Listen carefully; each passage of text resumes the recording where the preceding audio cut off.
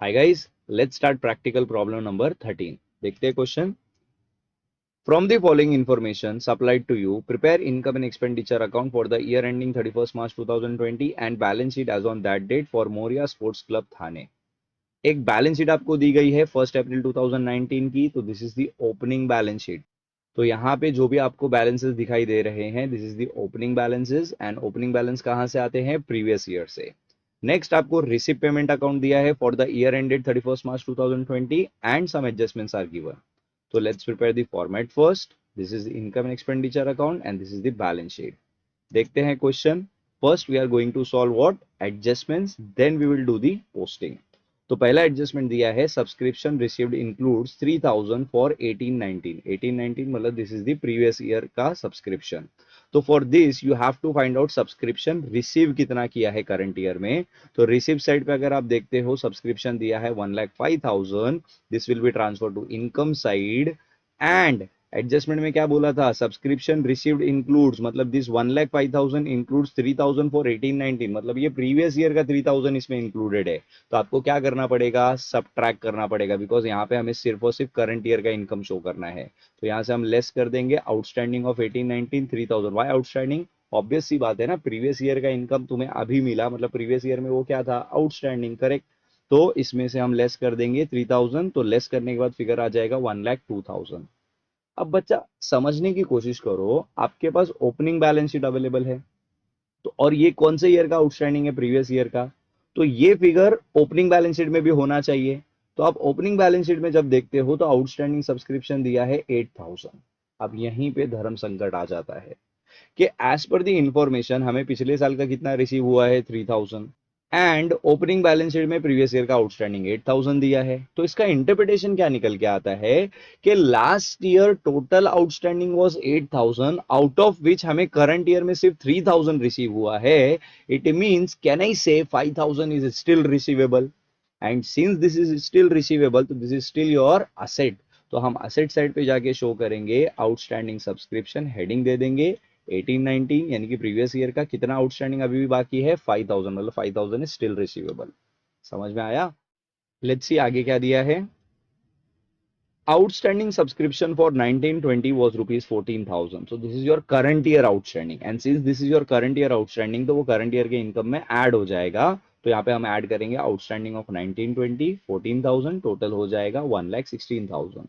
And this 14,000 is outstanding, मतलब this 14,000 is receivable. तो इसका भी second effect कहाँ जाएगा? Asset side पे. हमने ऑलरेडी हेडिंग दे के रखा है आउटस्टैंडिंग सब्सक्रिप्शन. जस्ट यहाँ पे आपको लिख देना है 1920. करंट ईयर का आउटस्टैंडिंग 14,000 है, टोटल हो जाता है 19,000. Let's see the next adjustment. On 31st March 2020 prepaid insurance was rupees 2,500. तो ये हमारा करंट ईयर में जो हमने प्रीपेड किया वो दिया है. ठीक है. अब इसके लिए आपको इंश्योरेंस प्रीमियम ढूंढना होगा. पेमेंट साइड पे 11,000 दिया है. This will be transfer to expenditure. Correct. And then adjustment solve करने से पहले आप एक बार ओपनिंग बैलेंस शीट में चेक करो कि is there any information available related to insurance. तो आप असेट साइड पे देखोगे तो आपको प्रीपेड इंश्योरेंस प्रीमियम 2,000 दिया है. अब बच्चा ओपनिंग बैलेंस शीट में प्रीपेड इंश्योरेंस आया मतलब वो प्रीवियस ईयर में जो प्रीपेड था वो है. और प्रीवियस ईयर में जो भी आप प्रीपेड करते हो मतलब वो करंट ईयर का एक्सपेंडिचर है. तो उसे हमें यहाँ पे ऐड करना होगा. समझ में आया? तो prepaid in previous year 2,000, total हो जाता है 13,000. एंड करंट ईयर में आप जो भी प्रीपेड करते हो वो नेक्स्ट ईयर का खर्चा होता है, इसलिए हम उसे क्या करेंगे? माइनस करेंगे. तो प्रीपेड इन करंट ईयर कितना है? 2,500. तो फाइनल फिगर हो जाएगा 10,500. अब बच्चा करंट ईयर में जो भी आपने प्रीपेड किया है यानी कि एडवांस में पेमेंट किया है, फ्यूचर में सर्विसेज आर रिसीवेबल. तो ये जो है इसका सेकंड इफेक्ट कहाँ पे आएगा? असेट साइड पे. तो असेट साइड पे जाके I will write prepaid insurance 2,500. Let's see the next adjustment. Depreciate furniture by 3,000. तो पहले जाके फर्नीचर का ओपनिंग बैलेंस देखते हैं. जो ओपनिंग बैलेंस शीट में दिया है 15,000, इसे हम बैलेंस शीट में ट्रांसफर कर देंगे. एंड फिर हम फाइंड आउट करेंगे is there any purchase sale given in the receive payment account. तो यहाँ पे आप देखो पेमेंट साइड पे फर्नीचर दिया है 30,000. This is purchase of furniture. इसे भी हम ऐड कर देंगे. टोटल हो जाता है 45,000. एंड नीचे डेप्रिसिएशन ऑन फर्नीचर बोला है 3,000. After subtracting the final figure will be 42,000.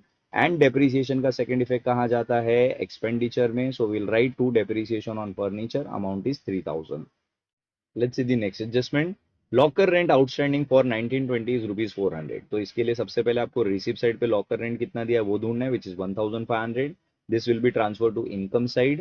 And इसमें एडजस्टमेंट सॉल्व करने से पहले प्रीवियस ईयर का कोई इन्फॉर्मेशन दिया है क्या वो ढूंढते हैं। तो आप ओपनिंग बैलेंस शीट में देखोगे तो आपको आउटस्टैंडिंग लॉकर रेंट दिया है 500, मतलब ये पिछले साल का आउटस्टैंडिंग है। एंड कुछ बोला नहीं है एडजस्टमेंट्स वगैरह में। तो in the absence of information what we will assume कि करंट ईयर में आपको जो भी लॉकर रेंट रिसीव हुआ है ना उसमें पिछले साल का भी आउटस्टैंडिंग इंक्लूडेड है। तो उसे हमें क्या करना होगा, सबट्रैक्ट करना होगा। तो 500 सबट्रैक्ट करने के बाद कितना आ जाएगा, 1000। एंड नेक्स्ट करंट ईयर का आउटस्टैंडिंग आपको एडजस्टमेंट में दिया है तो इसे आपको ऐड कर देना है, टोटल हो जाएगा 1400। And this 400 is outstanding of current year, मतलब दिस इज स्टिल रिसीवेबल। तो इसका सेकेंड इफेक्ट कहाँ पे जाएगा, असेट साइड पे। तो असेट साइड पे जाके हम लिख देंगे outstanding locker rent amount is 400। With this all the adjustments are done. Now let's do the posting. अब पोस्टिंग में हम लोग कहां से स्टार्ट करेंगे, ओपनिंग बैलेंस शीट से। पहला आइटम दिया है capital fund, this is the opening balance of capital fund. तो इसको हम लाइबिलिटी में ट्रांसफर कर देंगे 64,500। Next one is bank overdraft. Try to understand, पिछले साल के बैलेंस शीट में आपको दिखा रहा है bank overdraft 38,000। And current year के पेमेंट साइड पे आपको बाय बैलेंस ब्रॉट डाउन दिया है बैंक ओवरड्राफ्ट 38,000, मतलब ये नलीफाई हो गया। इसका भी आपको कुछ इफेक्ट दिखाने की जरूरत नहीं है। Next one is outstanding salary. तो this is related to salary. तो पेमेंट साइड पे पहले जाके सैलरी देखते हैं, which is 17,500। And this will be transfer to expenditure side. And from this we will subtract the outstanding of previous year. अभी थोड़ी देर पहले मैंने बताया था कि प्रीवियस ईयर का कुछ भी आउटस्टैंडिंग दिया है तो in the absence of information what we will assume कि करंट ईयर में आपने जितना भी पेमेंट किया उसमें पिछले साल का अमाउंट इंक्लूडेड है। एंड पिछले साल का अमाउंट है, दैट इज वाई उसको सबट्रैक्ट कर देना है। एंड टोटल हो जाता है 13,500। Let's see the next item. Machinery आपको दिया है 69,000। इसके बारे में ना तो रिसीव पेमेंट में कोई इंफॉर्मेशन है ना ही एडजस्टमेंट में। तो ऑब्वियसली इसको सिर्फ आपको क्या करना है, क्लोजिंग बैलेंस शीट में ट्रांसफर कर देना है एंड सीधा आउटर कॉलम में।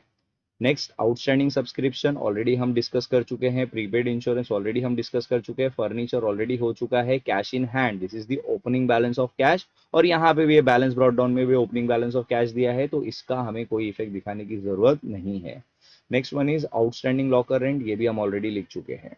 Now let's do the posting of receive payment account. Balance brought down already discussed कि उसका कोई इफेक्ट नहीं आएगा। सब्सक्रिप्शन ऑलरेडी हो चुका है। एंट्रेंस फीस ब्रैकेट में कैपिटलाइज बोल दिया है तो इसे हम कैपिटल फंड में ट्रांसफर कर देंगे 9,300। लॉकर रेंट ऑलरेडी हो चुका है। डोनेशन ब्रैकेट में कैपिटलाइज कहा गया है तो इसे भी हम कैपिटल में ट्रांसफर कर देंगे 800। पेमेंट साइड पे आते हैं, बैलेंस ब्रॉट डाउन ऑलरेडी मैंने डिस्कस किया कि नलीफाई हो चुका है इसके साथ में। Next one is salaries already हो चुका है। उसके बाद इंश्योरेंस प्रीमियम ये भी हो चुका है। Then next one is interest will be transfer to expenditure 1400। Refreshment expenses ये भी चला जाएगा एक्सपेंडिचर में।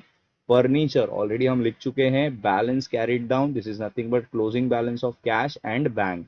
तो इसे हम ट्रांसफर करेंगे असेट साइड पे, cash in hand 6,500, cash at bank 20,000। With this we have completed all the posting. Now let's do the balancing. अब बैलेंसिंग करते समय पहले हमें इनकम एंड एक्सपेंडिचर को क्लोज करना होगा। तो क्रेडिट साइड का टोटल अगर हम देखते हैं which is 1,17,400। And debit side का टोटल आता है 32,600। इसका अगर आप डिफरेंस कैलकुलेट करते हो तो आता है 84,800। Okay, and which is our surplus because credit was greater than the debit. अब ये जो बड़ा टोटल है इसको हम दोनों साइड के टोटल में शो करेंगे एंड जो डिफरेंस आया उसे हम लोअर साइड पे शो करेंगे एंड दिस इज सरप्लस। तो सामने सरप्लस लिख देंगे, excess of income over expenditure. और ये जो भी सरप्लस है this will be transfer to capital fund, यहाँ पे हम ऐड कर देंगे उसे। टोटल हो जाता है 1,59,400। एंड इसी के साथ हमारा बैलेंस शीट हो जाएगा टैली एट रुपीज 1,59,400।